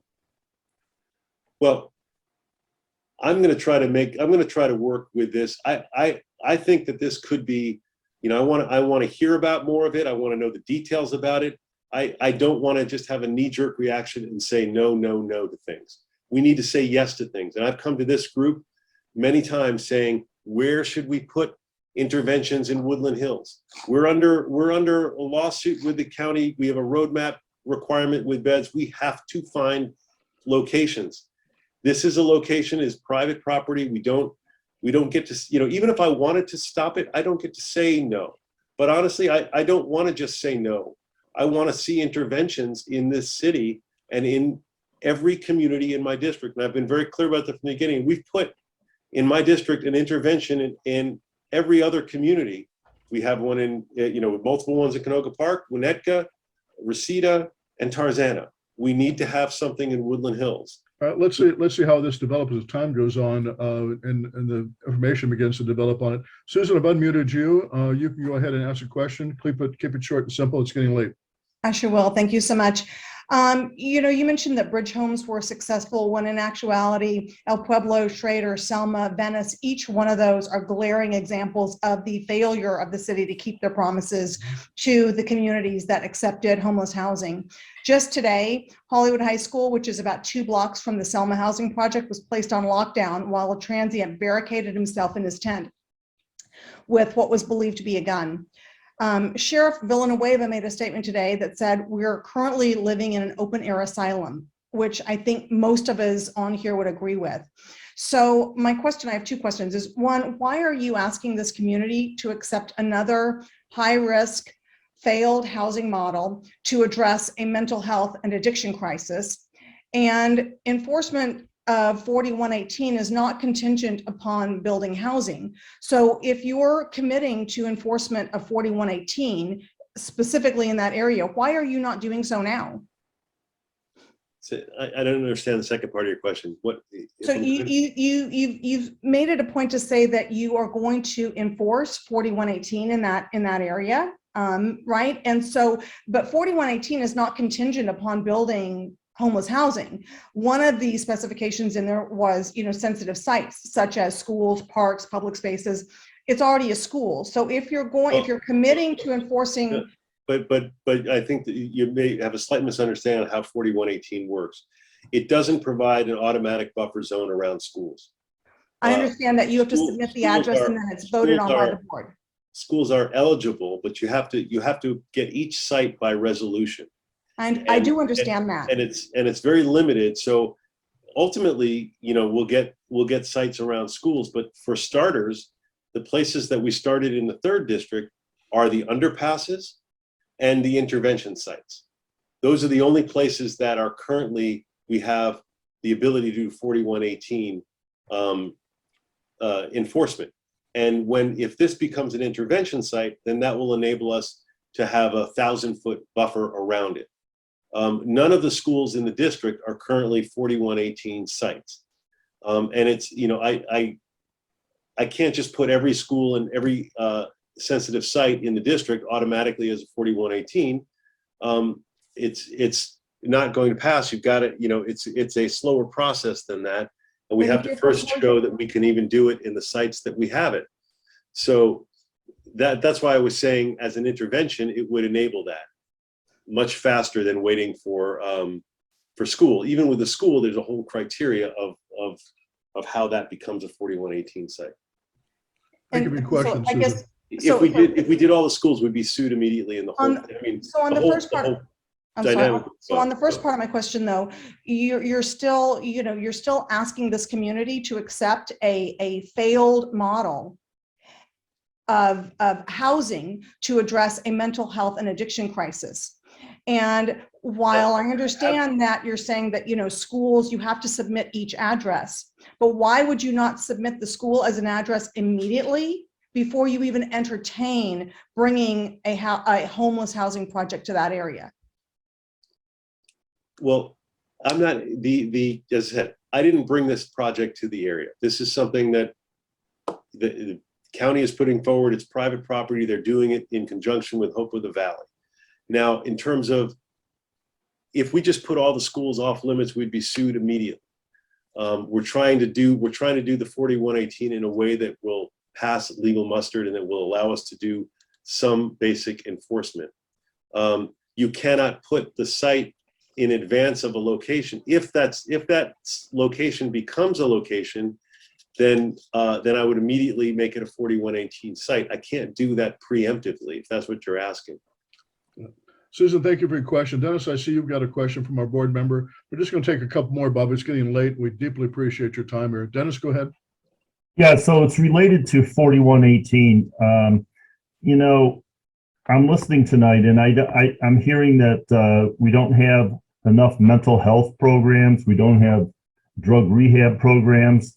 We haven't mentioned job training. So, these sites, 4118, I walk through underneath these underpasses and they're cleaned up. Where do these people go? What do they do? What's the program to take care of them? Because we can't, where do they go? They have to go somewhere else, right? Somewhere that's not under one of these areas. It's not solving the problem, it's just pushing them around, right? Well, you don't want to just push them around. You don't want to just make one site off limits and then and have them just go to the next corner. That's why part of 4118 is before you make it off limits, you offer shelter and housing to every single person that's there. And if you're asking, because a lot of these have been cleaned up, where did these folks go? Is that your question? Where did they go? Yeah, that's my question. Yeah, sure. Yeah, you'll find them now. A lot of them are in the cabin communities. They're in the bridge home. They're in residential treatment programs. They're in shared housing. They've gotten rapid rehousing where they're into apartments. I've seen the transition of some of these folks. There was a woman who transitioned, her and her son. It was a nice story. They started out in our safe parking lot behind my office, where they were living in their vehicle and they were subjected to all sorts of predatory kinds of things. They found refuge in the safe parking lot that we had put together. They then were able to get into a cabin. She was living with her adult son who has some mental issues, and they got stabilized in the cabin. She were able to get a driver's license, get her onto benefits or Social Security benefits. Her son, who was an adult son, was able to get a job at a pizza place. They were then able to help them consolidate their benefits. They moved into an apartment. I bought them a refrigerator, helped move that in, I didn't buy it, actually. The gas company did, but I worked with them to get them to buy it. I think I bought the vacuum cleaner or something, and we brought that stuff to them. They moved into an apartment. They went, and I got to see their whole transition going from living on our streets to being in our safe parking lot, to being in the cabin community, to getting stabilized, to ultimately getting into an apartment. That's the ideal. But some of these folks who are not going to be able to be sufficient on their own, they go into permanent supportive housing, like what we have at Winnetka Village across from the DMV on Van Owen. There's a variety of places where people end up, but this is a bigger problem with society and with automation and with inequality and a lot of issues that are causing, and the drug addiction, the ubiquitous nature of fentanyl and a lot of the decriminalization of some of these things. There's a lot of reasons why we have a lot of more homeless people on the streets, and we need to deal with those underlying factors as well. But the bottom line is there are places where people can go, and we're trying to develop them. And even the 818 would be one of those places where, families go. Like there's a woman and her child on over at Reseda Park or at Randall Simmons Park. I would love to see them go into a place like the 818 where they could get stabilized, and then ultimately, working with counselors, find a place where they can live instead of being on the street. It's unconscionable that they're on the street, but we want to create places for them to go. We don't want to just see them shuffled from street to street. That doesn't do any good for anybody. Chris Rowe, you've got a question. Your mic is open. Keep it short and simple.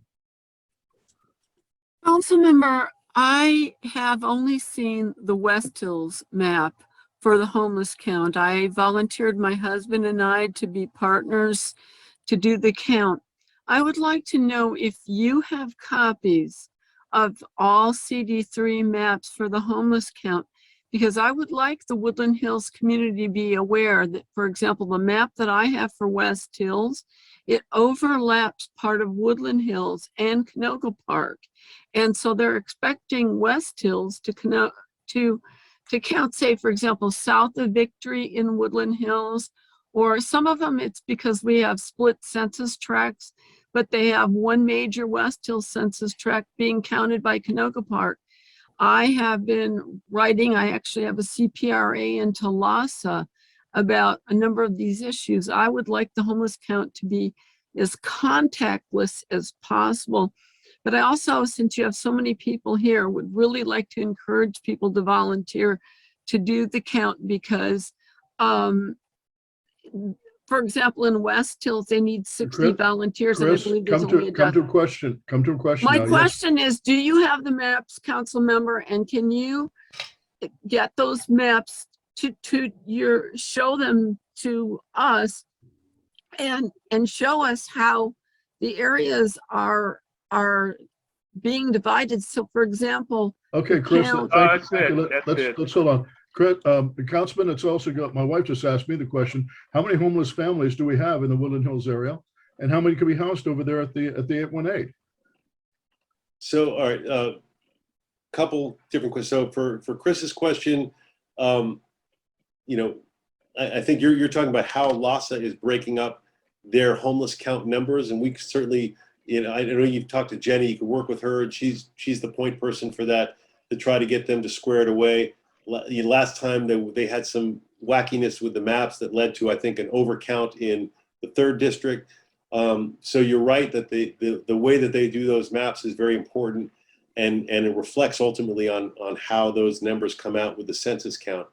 And I agree with you that everyone who's interested in this should volunteer for the homeless count, because it's a great way to help make sure that we have an accurate count. And then you had another question, John, about my wife had just asked me, how many homeless families do we have in the Woodland Hills in District 3, and how many can we actually house over at the 818 facility? Well, there's 100 rooms in the 818 facility. So in theory, that could be 100 families. Or if a family needs more than one room, maybe it's a little less than that. I don't know how they break that down. They put bunk beds in and that kind of thing. The numbers in Woodland Hills, I don't know specifically. As I said, we'll put in the chat the link to the homeless count. But there's not. I don't think there's a 100.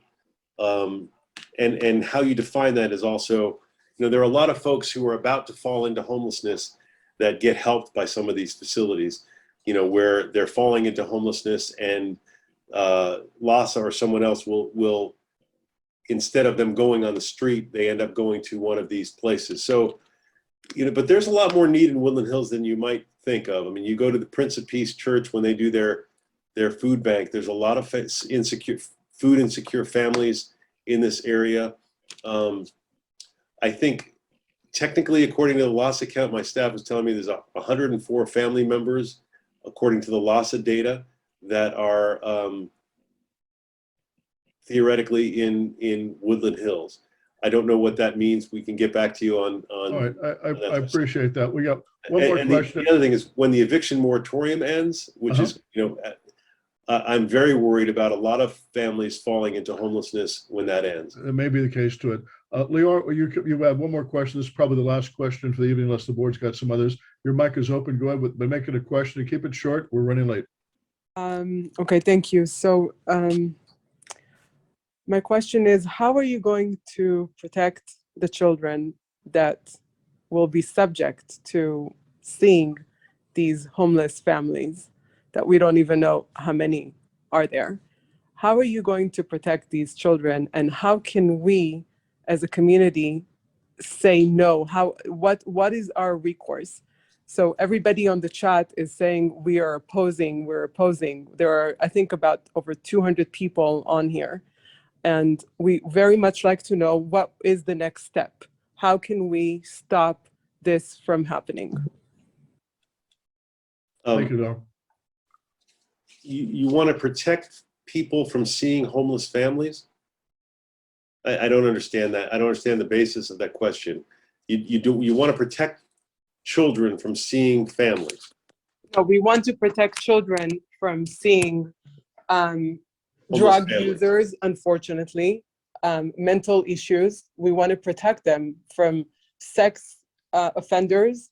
Unfortunately, these are individuals, as lovely as they may seem.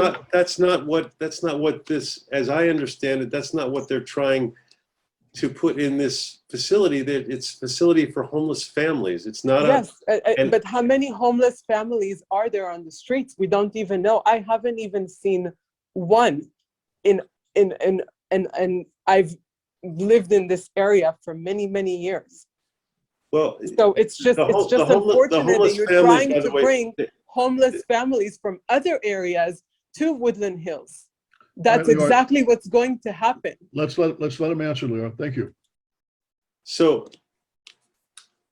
this is a big city. That is true. It's not the facility will not be exclusively for Woodland Hills, but they're obviously going to prioritize the families that are going to want to be in this facility are the ones who are already in this area, who have a connection.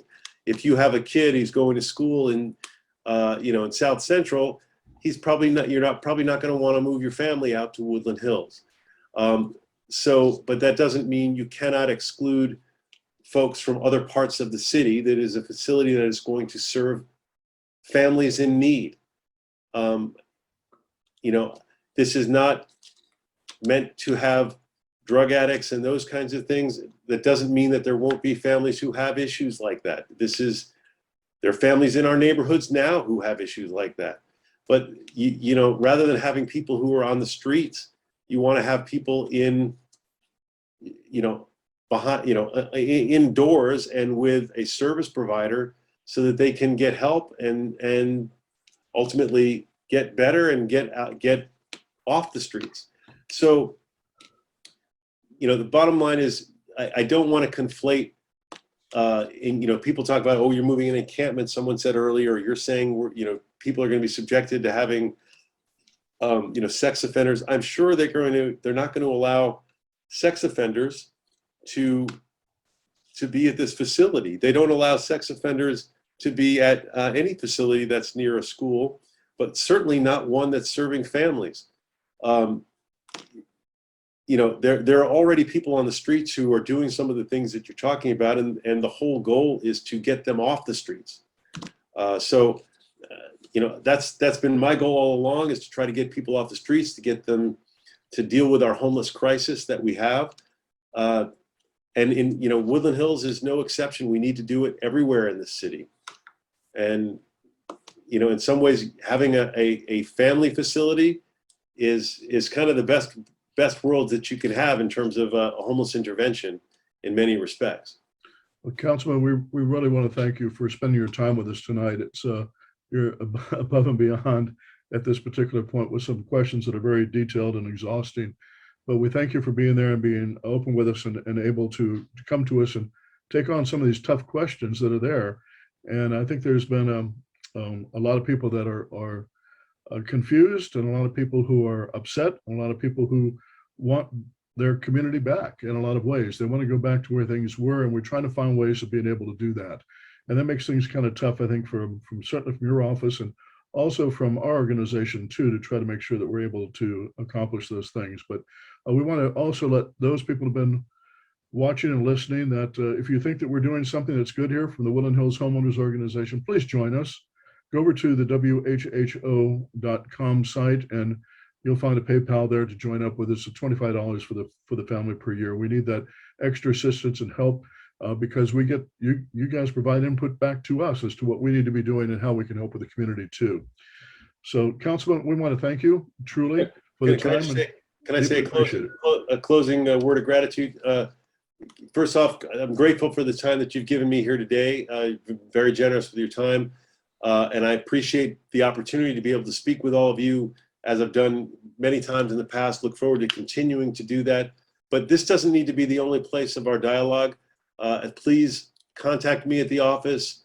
You know, we respond to letters, as many of you have gotten. Sometimes I go a little crazy. I write 3 or 4 page response letters. Every Sunday, I'm editing these letters and trying to respond to folks.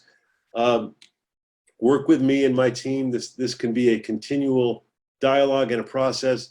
We have challenges, but I want to work with you to solve those challenges and to move us forward in a positive direction. So thank you again for the time and all of your thoughts. And we look forward to working with you on that. To all of those that participated tonight, we thank you so much. Wish we got to more of your questions. Hopefully we can streamline these things as time goes on and do a bit better with that. But thank you for your questions and for the opportunity to serve you all as well. We'll say goodnight to all of you now. Thank you much. And we look forward to talking with you later. Please be safe and have a blessed night. Take care.